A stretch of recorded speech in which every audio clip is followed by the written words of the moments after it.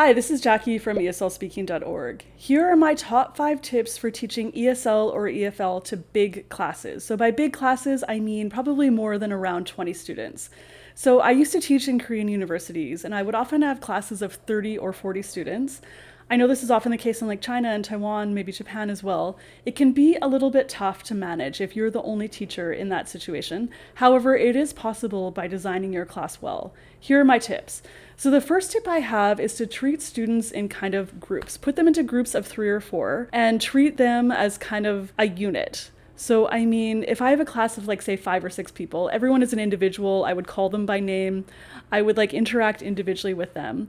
However, in a class that big, if you start calling individually on 40 people, it's like way too teacher centered and not enough student talking time and all that. So I put students into teams or groups and then just kind of have that as the basic unit in my class. The next tip is to do some task-based learning projects. I'll put a link up there for you for some ideas. And yeah, this is just a really nice way for students to get additional practice kind of in their groups or small teams. And the teacher can kind of act more of as like a guide rather than an all-knowing guru. It's very student-centered and it's, yeah, just kind of a nice way because each group of say like 4 students can do a little quick presentation at the end of their task, and you're only listening to say like 10 presentations or 8 presentations instead of like 30 or 40 presentations.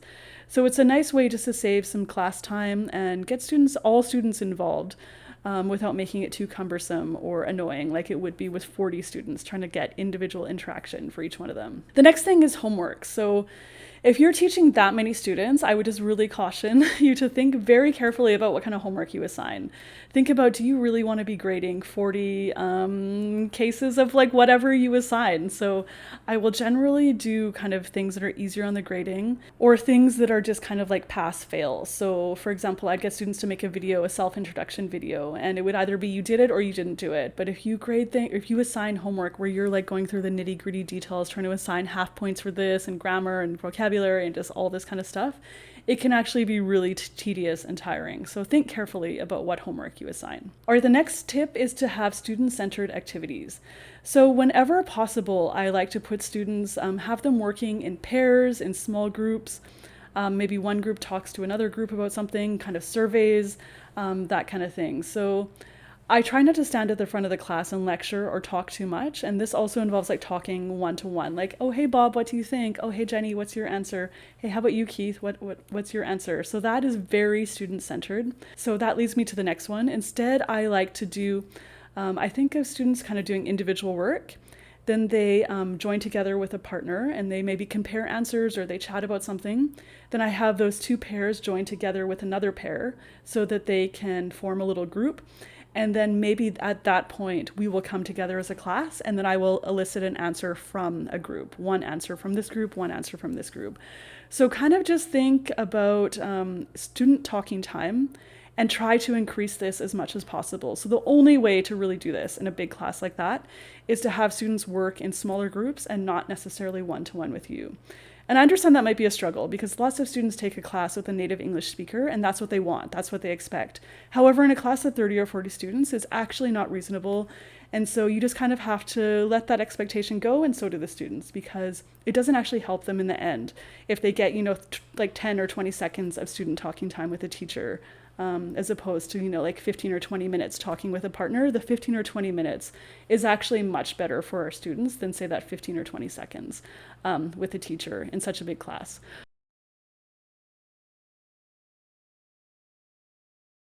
Here are my top 5 tips for teaching English to children. The first one is to have some routines.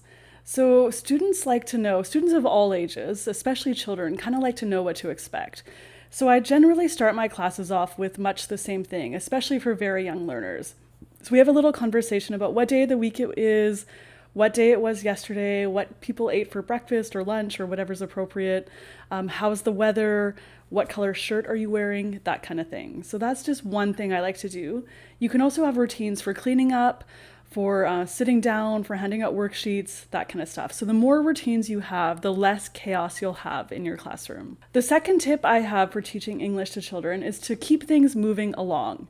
So you may have taken a CELTA course or a TESOL course or something like that, And those courses kind of assume that you'll be teaching adults who can handle, 20-minute or 30-minute activities, generally with not a lot of problems.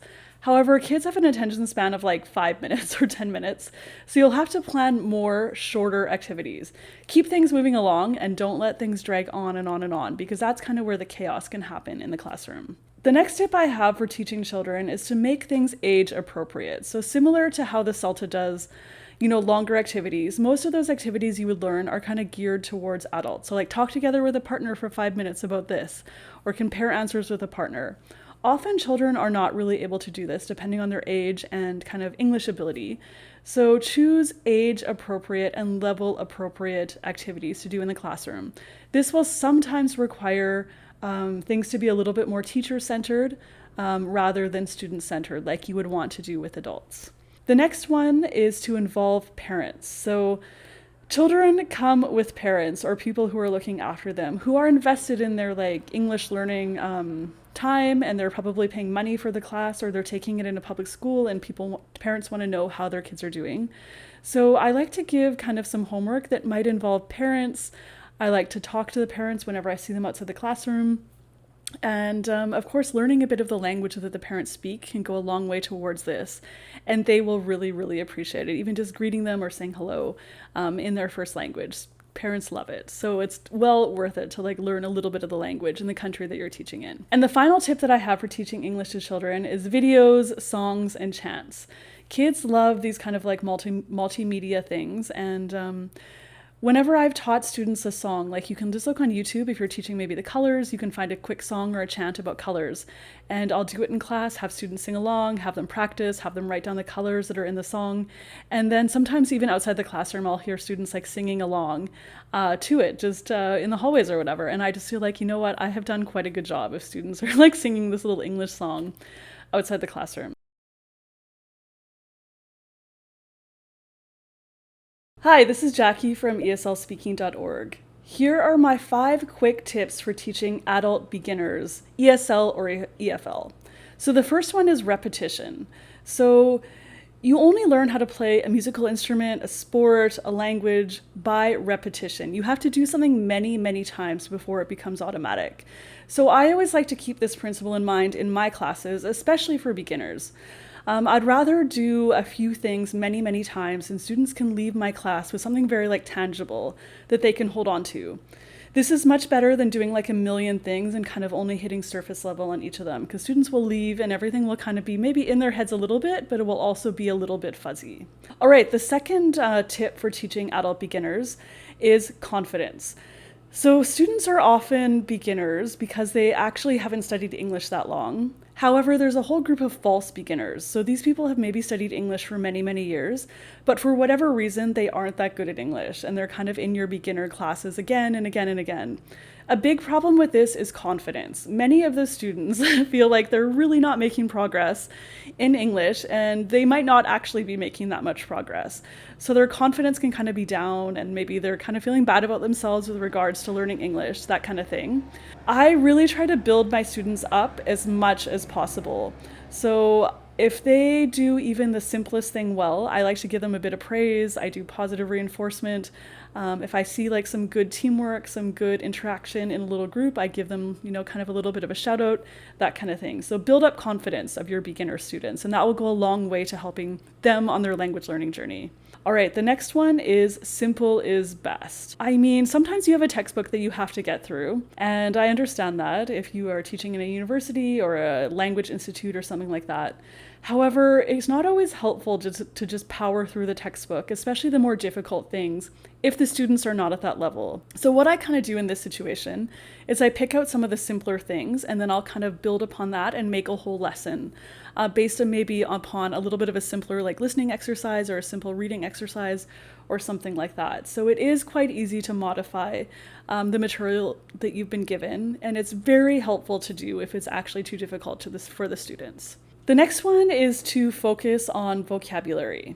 So studies show that you need to know around 1,000 words to have a minimal basic conversation in another language. If you know 2,000, 3,000, 4,000 words, you can kind of get around in most situations, where native speakers are approaching more 10,000 plus words. So Our students, beginners, if the faster that you can get them up to those 1,000 or 2,000 words, the most common words in English, the better off they'll be. All right, the final tip is to find out why your students are studying English. There are likely a ton of different motivations. Maybe someone wants to have like an American boyfriend, or they want to watch a TV show. They're traveling, they have to do it for work. They want to pass like the TOEFL or the IELTS exam, something like that. So ask students what their motivation is and then try to tap into that whenever possible.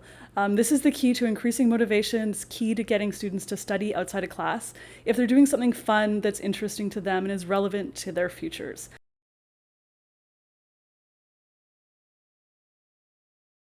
Hi everybody, this is Jackie from ESLspeaking.org. Here are my top 5 tips for teaching English to advanced learners. So tip number 1 is to use authentic materials. So if a student is advanced at whatever language they're studying, chances are they've seen every textbook under the sun and they've been studying the same old units over and over and over again about the weather, sports, TV, movies, hobbies, that kind of thing. And they probably don't want to talk about that stuff again in your class. So I use authentic materials whenever possible. I use like some podcasts, some news articles. You can use like a simple book even, or maybe a novel, a movie, whatever students are interested in. That's what I try to use, and I build entire lessons around that. All right, the second tip I have for advanced learners is to find out what they need in their lives. So by that I mean, maybe they're preparing for an English job interview, maybe they need to make a resume, maybe they have to do presentations in English, or they have to talk to clients over lunch during a business session kind of thing, so they might want to practice small talk. So ask your students why they're studying English and then target your lessons towards those things. This will really help to increase motivation. The next tip I have for advanced learners is to really push students to learn new vocabulary. So if they are advanced learners, they already know a good bunch of vocabulary. However, it's easy just to use that vocabulary kind of forever and never really get better at English. So I push my students to learn kind of the higher level stuff and then to start trying to use it in their conversations and kind of in their daily life. You can do this in various ways. So you could do some like news articles or movies and picking out some vocabulary out of that. You could give them some vocabulary tests based on their motivations or what they want to learn, that kind of thing. But whatever you do, don't let students just kind of maintain their level. Always push them to get a little bit better at English through your classes. The next thing that can really help students is extensive reading and extensive listening. So by this, students will read a book or listen to something that's slightly below their level. And the key is they just do it for fun and they don't have to like have a dictionary at their side like every single second of the time they're doing that. So this is really what I encourage my students to do outside of class, is really helps to consolidate vocabulary and grammar for them. And it's a nice way to kind of push them up to the next level a little bit. All right, the next tip I have for teaching advanced learners is error correction. So it can be tempting to just kind of not do a ton of this with your advanced learners because you can communicate with them probably quite easily. And yeah, it's easy enough just to like let it go and you're like, oh, I basically understood. They like kind of explained what it was instead of using some exact word. However, students actually want you to correct them. Even the advanced learners. So I will focus on this, especially if students are making mistakes with something like the irregular verbs in the simple past. This is not an advanced concept. They should have mastered this kind of at the beginner or the low intermediate level. So I especially listen for mistakes that students are making that are below their advanced level. And then I really focus on them and I kind of expect perfection. And students are always quite thankful when I help them, like, kind of figure out these things that they've been doing wrong for years and years and years. And nobody's ever really said something to them about it. Okay, so those are my top 5 tips for teaching advanced learners. Please be sure to check out my book, ESL, EFL, Teaching Practice and Methodology. Okay, catch you next time. Bye, everybody.